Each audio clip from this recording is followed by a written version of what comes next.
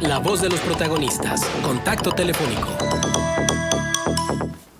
Bueno, nos acompaña en la línea el maestro Rodrigo González Morales, secretario técnico y de Transparencia de la Presidencia del Tribunal Superior de Justicia de Coahuila, sobre uno de los temas que hemos venido abordando aquí. Conversábamos con el magistrado presidente del tribunal, Miguel Meri Ayub, sobre el padrón de agresores sexuales en Coahuila, las sentencias que son públicas y que se han agrupado justamente en esta categoría de agresiones sexuales como un intento, pues, de inhibir esas conductas delictivas que lamentablemente han ido al alza en la sociedad, pero también una lista de morosos en el pago de pensiones alimenticias en la entidad. Sobre eso hablamos con el maestro González.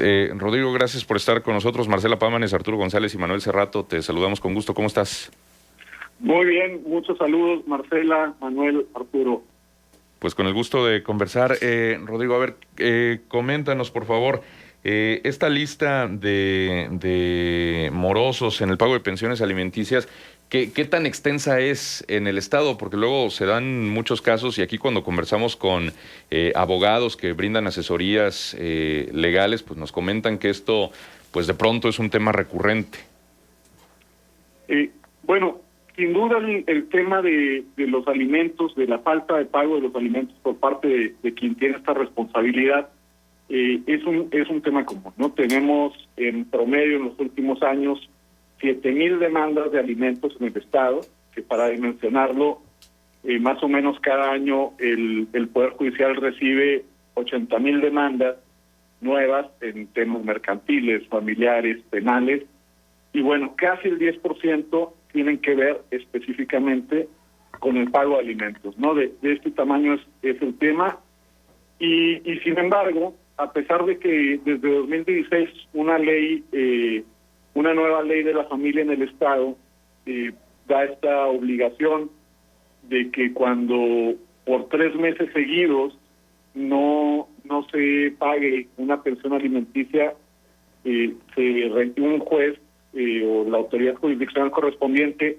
registre en un registro total de deudores alimentarios morosos. Realmente son muy pocos, ¿no? Ahorita los que están registrados a la fecha, estamos hablando de 114, y si lo sumamos más o menos a 100 más que tienen una denuncia penal por incumplimiento de obligaciones básicas, que es el mismo tema.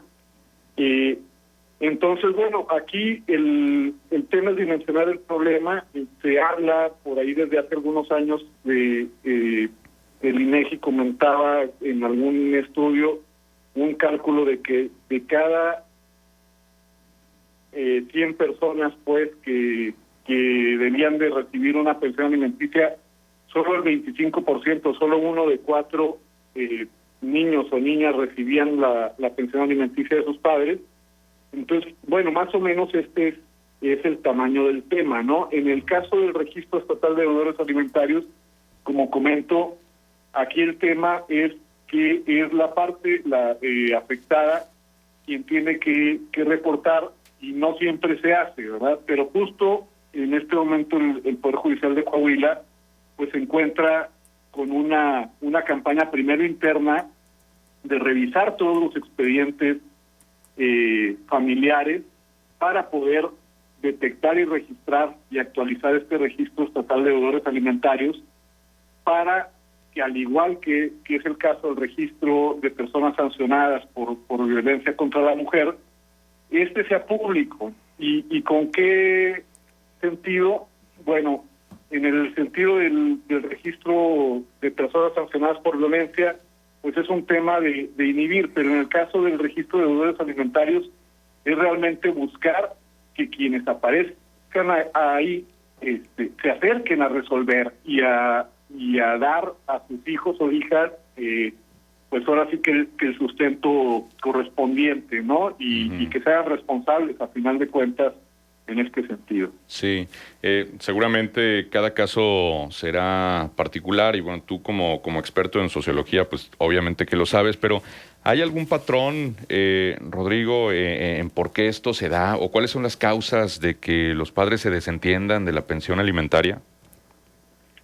A final de cuentas es un tema que tiene que ver también, y por eso también lo vinculo, con la estructura, ahora sí que de los roles asignados en nuestra sociedad, y por eso también el tema económico es un tema de violencia de género también, ¿no? Ujú. Porque a final de cuentas es la mujer la que socialmente se asume como responsable del cuidado de sus hijos, y entonces, bueno, pues hay, como tú bien dices, muchos casos, están los casos donde el tema de alimentos o de una demanda de alimentos pasa primero incluso por un tema de reconocimiento de la paternidad, donde no hay una relación estable entre padre y madre del menor, de la menor, o bueno, hay los casos donde sí hay este reconocimiento, pero aún así no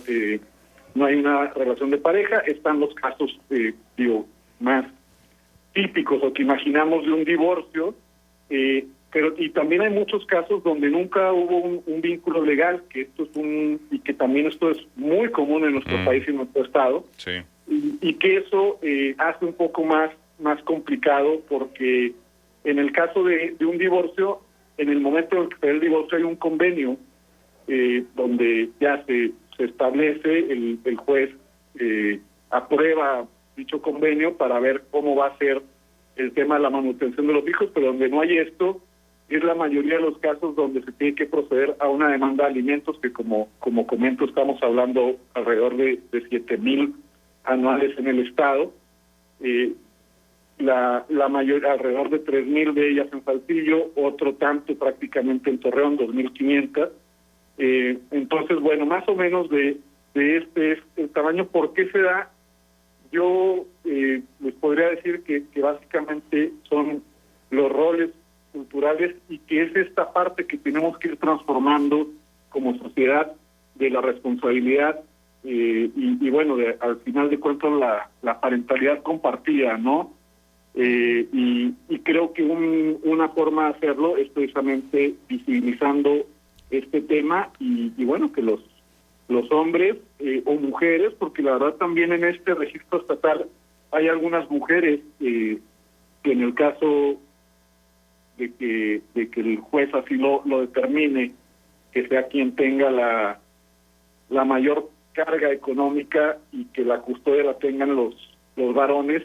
También hay algunos casos, no son muchos, pero también en algunos casos los deudores son mujeres, ¿no? Uh-huh. Rodrigo, con el gusto de saludarte, qué bueno que podemos conversar contigo. Y la verdad es que Coahuila es el segundo estado con más divorcios en el país. Esto también ya trae una referencia de qué pudiera pasar luego. Pero la pregunta concreta que te quiero hacer es, ¿hay forma de renunciar o de darle la vuelta a la obligación de la pensión alimenticia para los hijos? Que la pensión alimenticia pensamos que luego nada más son alimentos, ¿no? Pero abarca también estudios y casa y estas cosas, ¿no? Sí, la pensión alimenticia es, al final de cuentas, la manutención, que bueno, se establece, por ejemplo, que en el caso, que en lo general puede ser por cada hijo o hija el 15% de los ingresos que percibe una persona, cuando es la otra persona la que se hace cargo completamente del cuidado, ¿no?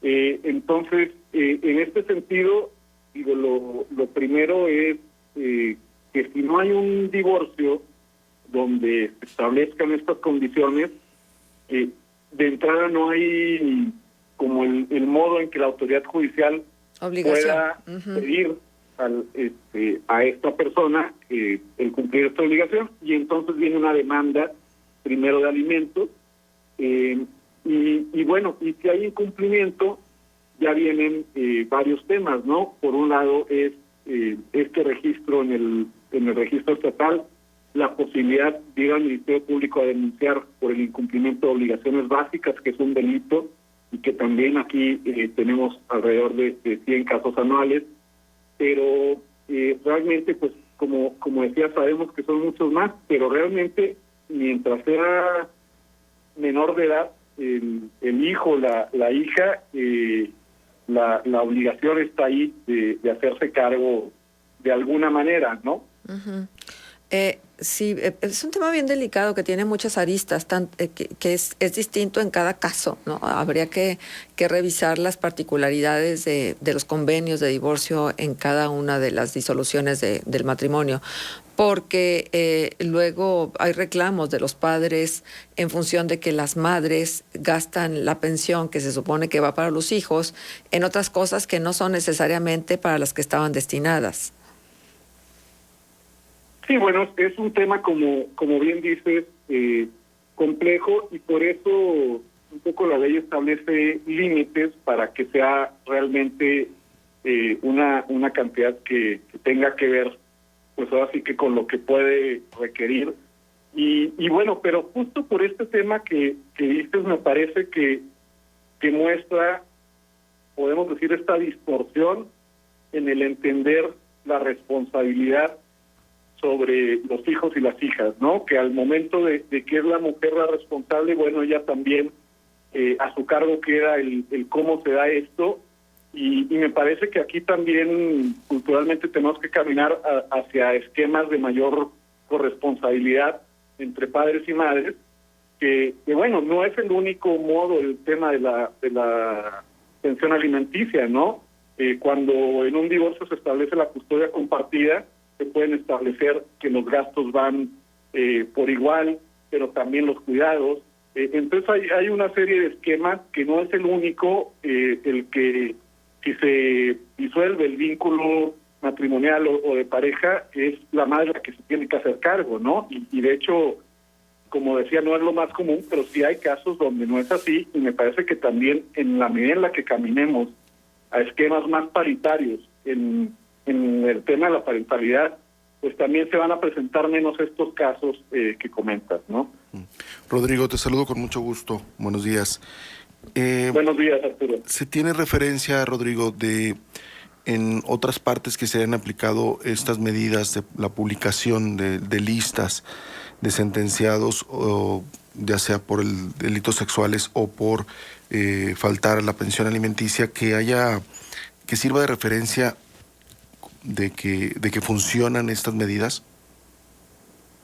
Mira, en el caso del registro de personas sancionadas, que por ahí hace un par de días estuvo el magistrado presidente Miguel Meri platicando sobre el tema, el antecedente más directo en el país tiene que ver, es en Ciudad de México, donde es un registro que en este caso no está a cargo del Poder Judicial, sino de la Secretaría de Gobierno, un tema más de seguridad pública.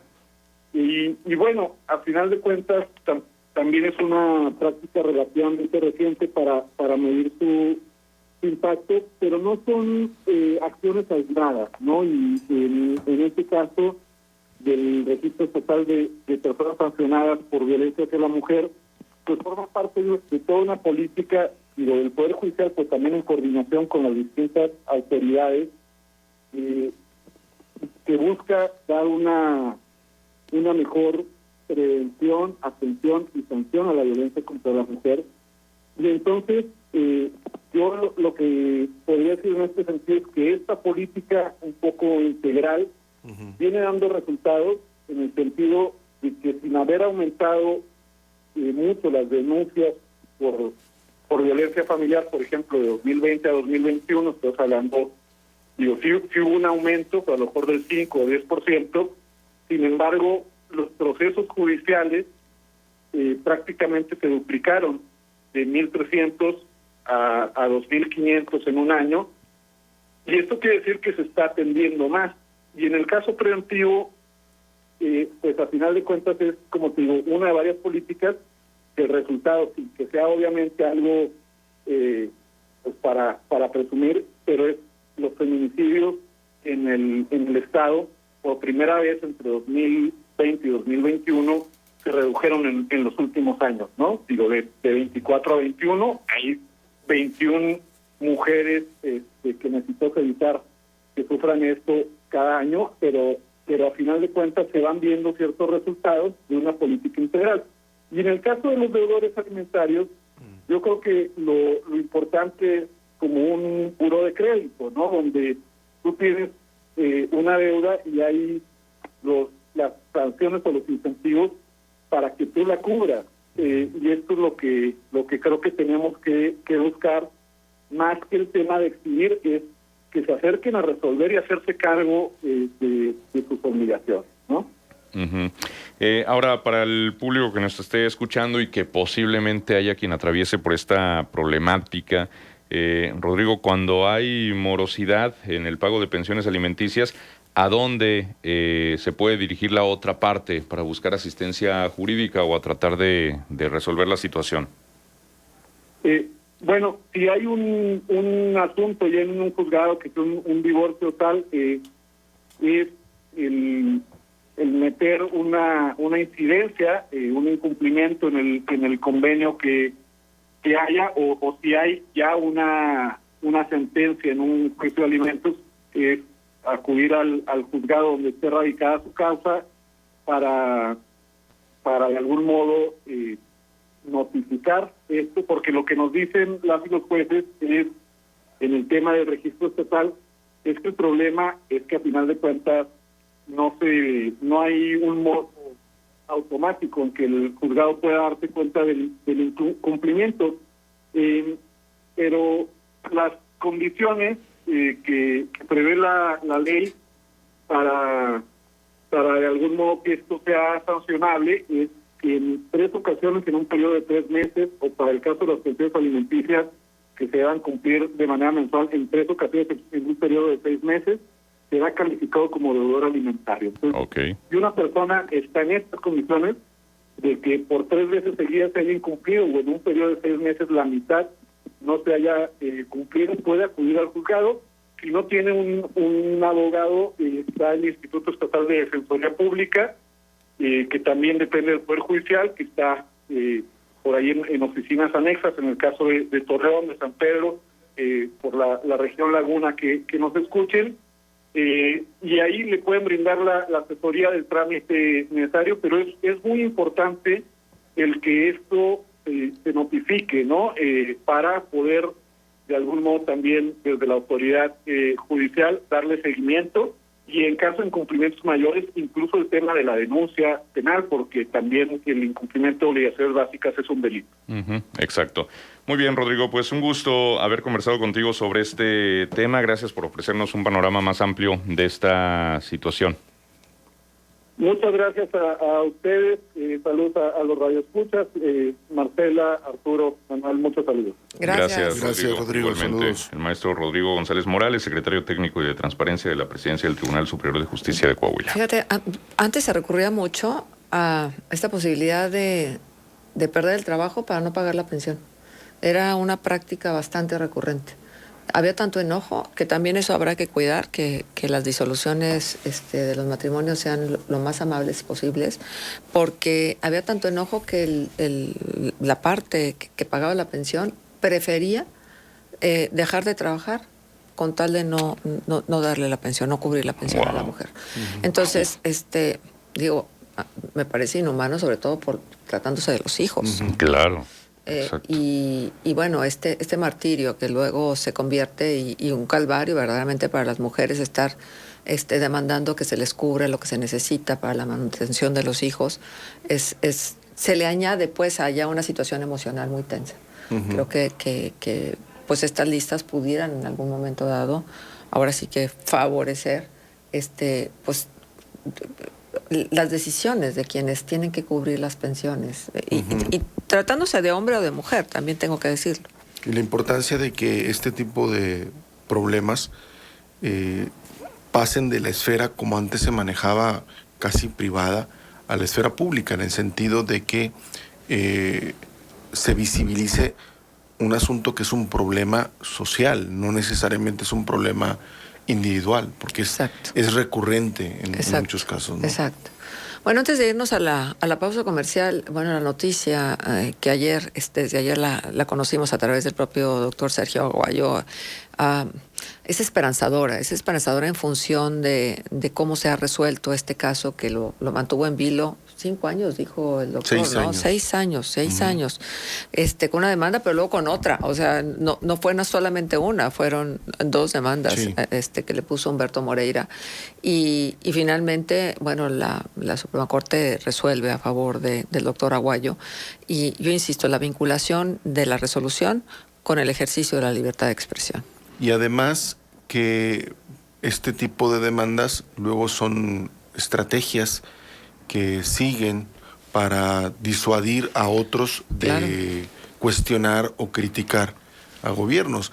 Por más que probablemente sepan que no se puede ganar una demanda de este tipo, un político que la presenta por cualquier razón relacionada con el tema del honor y del nombre, etcétera, es una estrategia que sirve para que otros digan, cuidado si te aventuras a hacer una crítica. Pero en ¿no? este país cualquier cosa puede pasar en términos de justicia. O sea, no necesariamente es que la tengan perdida No, por desde supuesto principio. que no. Digo, en este caso, Sergio Aguayo encontró los medios para poder defenderse.